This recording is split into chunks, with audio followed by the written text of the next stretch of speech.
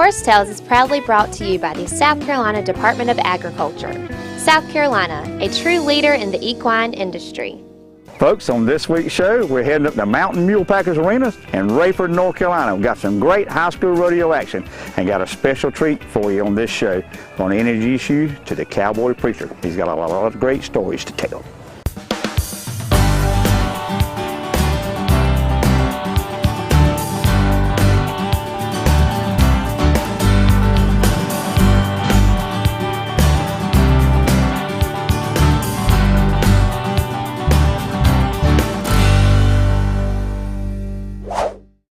Horse Tales is being brought to you today by Perfect Partners Equine, a unique and effective team approach to horse training. By Soul Shine Horseware.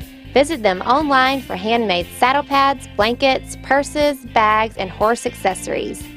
By Pine View Enterprises for all your trailer, horse cargo, and utility needs. Also check out their full line of golf carts and storage buildings. See Randall Jones for the best deals in the Southeast. By King Street Auction Company, buying and selling new and used equipment, tractors, and real estate. Call Alton Brown Jr. at 843-382-2121. By Morale Tire Service in Latta, South Carolina. Tire and tire service for your car, truck, or tractor.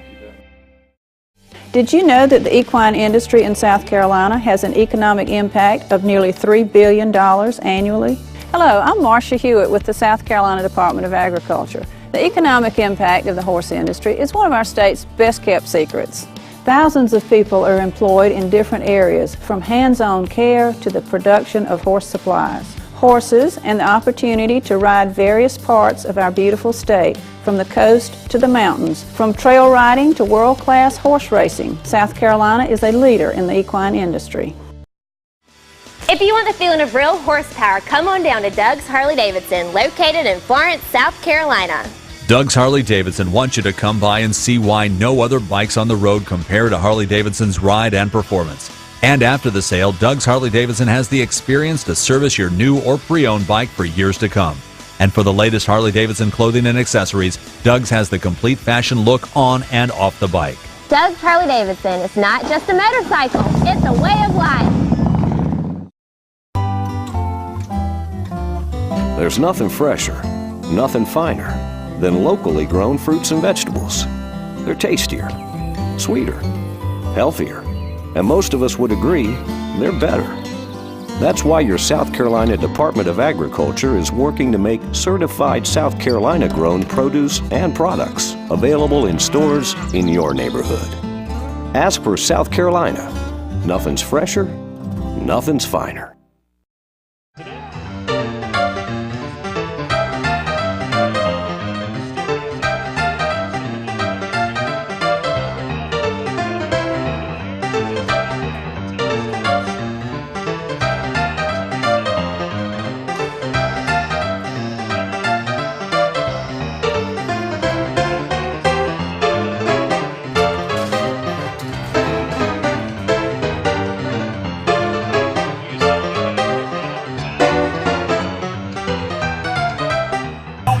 Joining now is Doug McGraw. He's the president of the North Carolina High School Rodeo Association, and he's going to tell this old cowboy and y'all guys what's going on here. What we got going on tonight, Doug? This is a breakaway roping event. It's a junior high event and senior high event. Junior high being 6th, 7th, 8th graders. Senior being 9th, 10th, 11th, 12th graders. The object here is to rope the calf. Fastest time wins. The loop's got to go clear over the head, over the ears of the calf. And then the rope's tied to the horn of the saddle with a cotton string with a flag on the end of the rope. Fastest time wins. It's got to break loose from the saddle. And it's a boys and girls event. Okay, good. Well, Doug, how long have you been the president of the North Carolina High School Rodeo? This is my first year, yes. Oh, good. Yeah. So you've been in horses all your life? All my life, yes, sir. Yeah. And where are you from? East Bend, North Carolina. East Bend. Yeah. And you got a son participating tonight, right? I do. His name's Will. He's an 8th grader this year. All these kids are great kids. The North Carolina High School Rodeo Association is a self-funded, non-profit organization. It's no public money whatsoever. It's all these kids are here. Their parents are here supporting the kids. You guys are here. We appreciate the whole. We've covered numerous South Carolina high school rodeos, and we were invited up by Mike Tober. So yeah, we enjoyed it. And so we're getting ready to get some action here right here. So You bet. So we're gonna try to get it here. So tell us what's getting ready to happen right here. Well, Miss Taylor Dye is our roper. Okay. What she's going to do is she's going to back in the box, watch the calf, call for the calf. Calf's going to leave the chute. Her objective is to rope that calf as quick as she can. Her rope, her loop's got to go clean over the calf's head for it to be a legal catch. Anything else is an illegal catch, which means no time.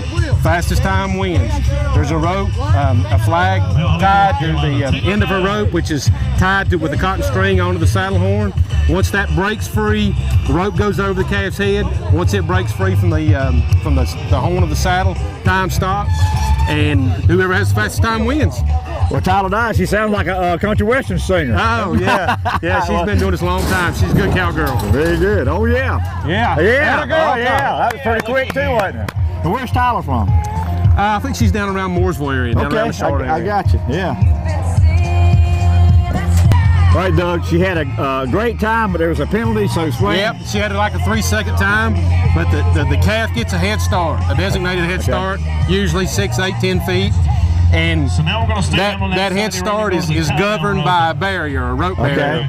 And if the calf doesn't pull the pin on the barrier, Union Grove, North Carolina. she breaks it. Lakeview Trail. Okay. And when she breaks the barrier, it is a 10-second penalty, and that's what happened. She broke the barrier. In other words, the calf didn't get the designated head start. She got out in front of the calf, 10-second penalty, so her 3-second time turned into a 13-second time. So, folks, she was moving before she should have. That's right. She got a speeding penalty. That's exactly correct. You just can't trust cows these days. This is Clayview Trail here. Clay last year at the National Junior High Finals in Gallup, New Mexico, finished 5th overall in the breakaway roping. Now he's tie-down roping this year. It was a choice for him. He could breakaway rope or he could tie-down rope. Now this is tie-down roping. That means the fastest time wins again. Calf's going to leave the chute. Clay, instead of breakaway roping, he's tied on hard, which means his rope's tied onto the saddle. Okay, yeah, okay. He's going to rope the calf. He's got to step off his horse, run down the rope. If the calf's down, he's got to pick him up. If he picks him up, once he picks him up, he flanks him. Once he gets him flanked, he's got to tie 3 legs. Calf's got to stay tied for a designated 5 seconds. Once the calf stays tied for 5 seconds, then the time stops, fastest time wins. Well, great. So also there's point standings. Is that correct? Could you kind of fill me in a little bit how the point standings works a little bit for the finals and Correct. stuff? These kids are competing not only for some money, but also points. If they finish first, they get 10 points. Second gets 9, third gets 8, so forth and so on. So, in order to qualify for the national finals, whether it's in Gallup, New Mexico, or Rock Springs, Wyoming, the senior kids go to Rock Springs, the junior kids go to Gallup, New Mexico. In order to qualify, you have to finish in the top 4 of your event on points at the year end. So, Clay's our only junior high tie-down roper. Okay. So he's automatically, at this point, going to automatically qualify for the junior tie-down roping in Gallup. All right, so tell us exactly what's getting ready to go on here now. How are we trying to get the calf released? How many people's raising their hand? And The calf's in the chute. Again, it's got the barrier around its neck. He gets a designated head start. I got you. Once the calf leaves, Clay's going roping. He's tied on hard, which means the rope's tied to the saddle. Gotcha. If he ropes the calf, he's got to step off his horse. Okay. And then he's got to flank the calf. He's got him roped.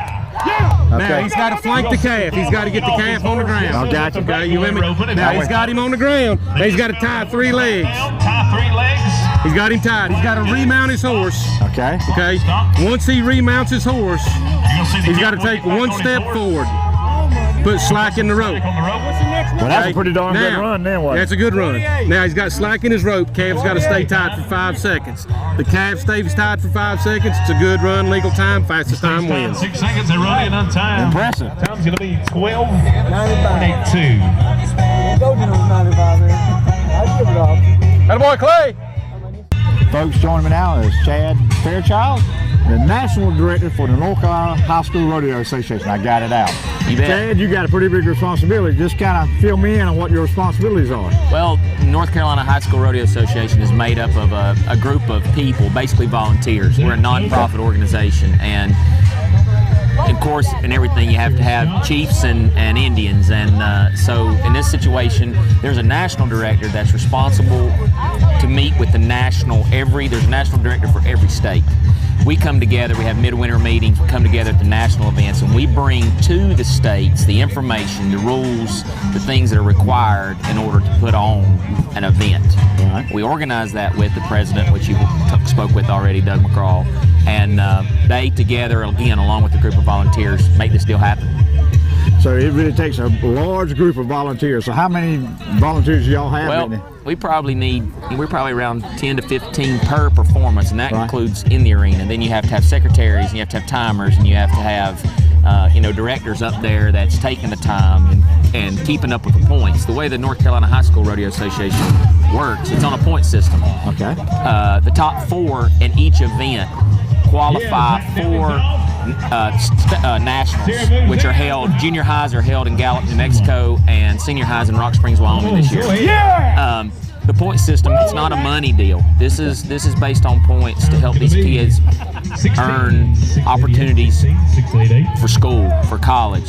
So it's a scholarship-driven organization, association, where a lot of, most rodeos are jackpotted money. You put money in a pot, so this is strictly for scholarship funding.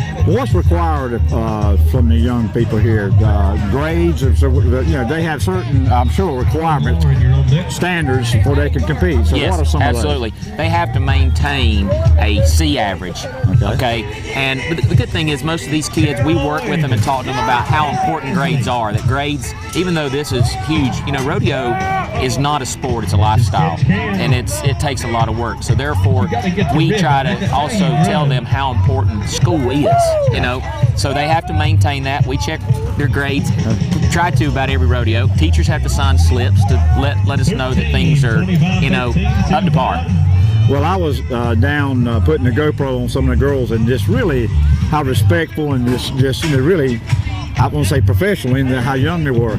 So, but if some young folks out there in the audience want to get involved and say they don't know anything about rodeo, can they just contact the North Carolina High School Rodeo Association and maybe meet some of y'all guys and get started? Absolutely. We've got that's the reason we're here. Okay. We're trying to move to the east, try to get more kids. If there's anybody who wants, it's 6th, 7th, and 8th grade is our junior high. Okay.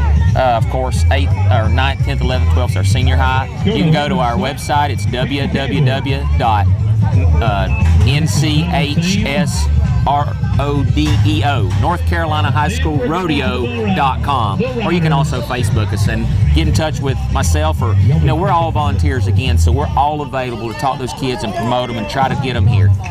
Well, folks, I did my homework. Y'all do have a good website, and I just cheated. I just Googled North Carolina High School Rodeo and kind of wiggled through some of it. I had a hard time spitting it out myself. Yeah, really good. But Chad, thanks for your time. Absolutely. Great job here tonight. All right, thank you very much.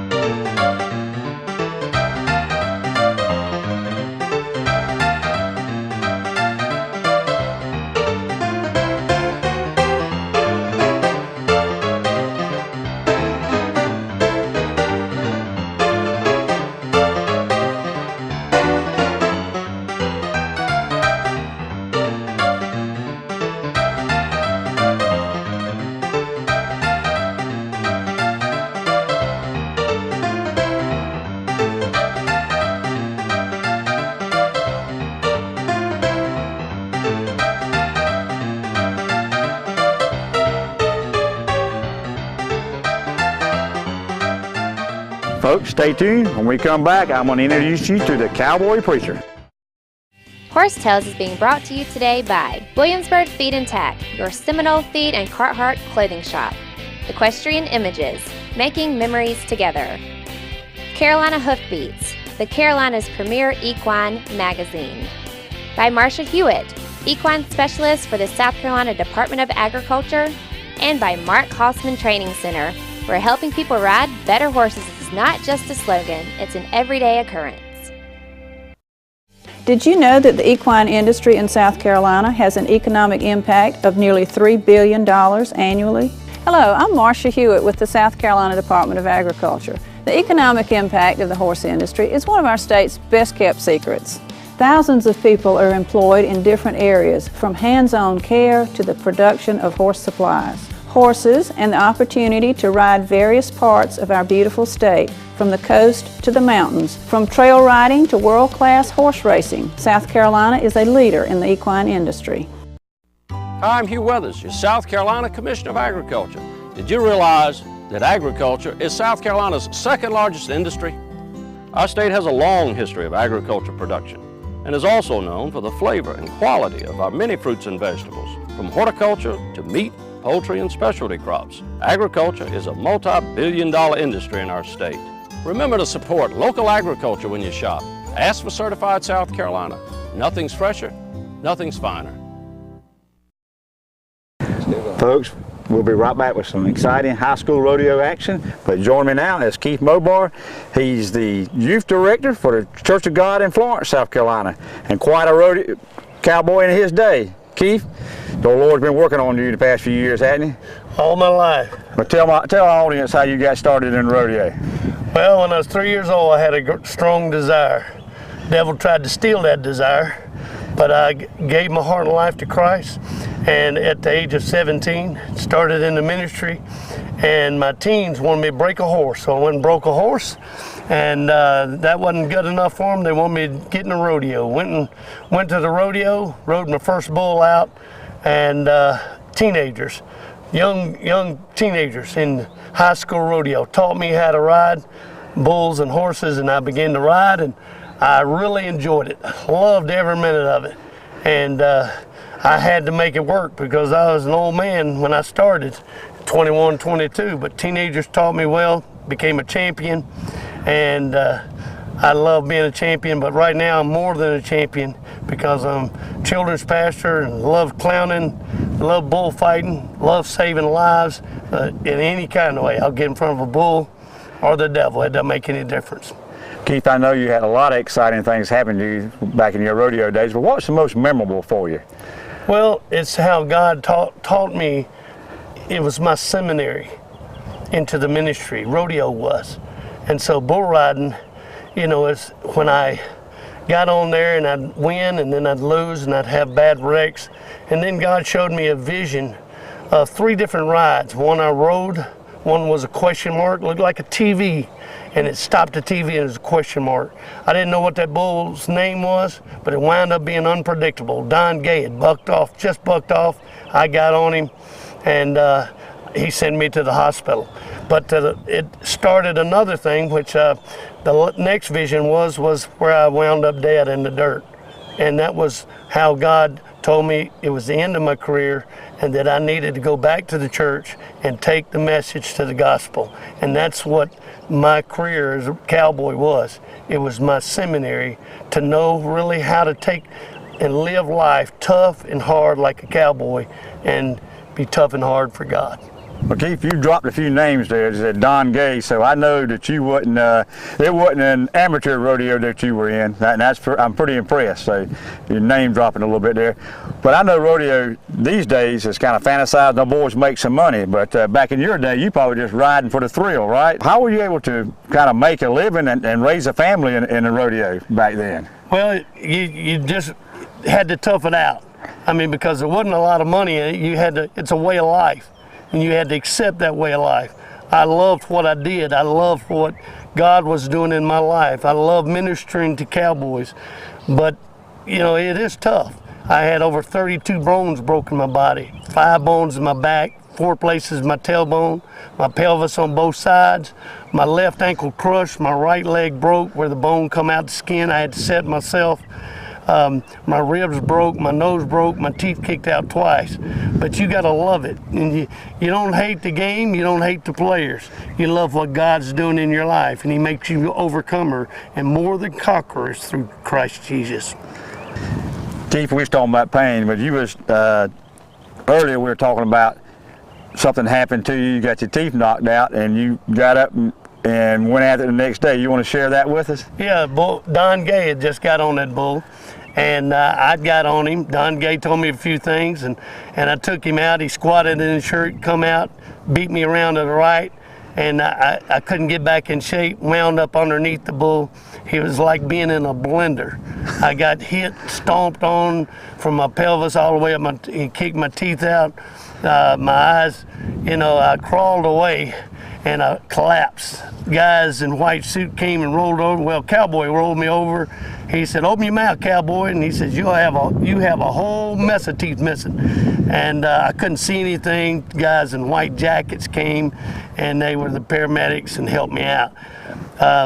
They took me to the hospital, got me all cleaned up. The doctor told me, don't ride no more for 2 or 3 weeks. You hear me? You hear me? Don't ride. I said, yes, sir, I hear you. The next day, I got on a bareback horse and had to ride with a piece of gauze between my teeth because they were swollen. Well, folks, Keith, you said guys in white jackets. I believe they were from the crazy house. They was getting ready to put you in a straight jacket. Keith, thanks for being with us. Folks, it was a special treat having Keith here today.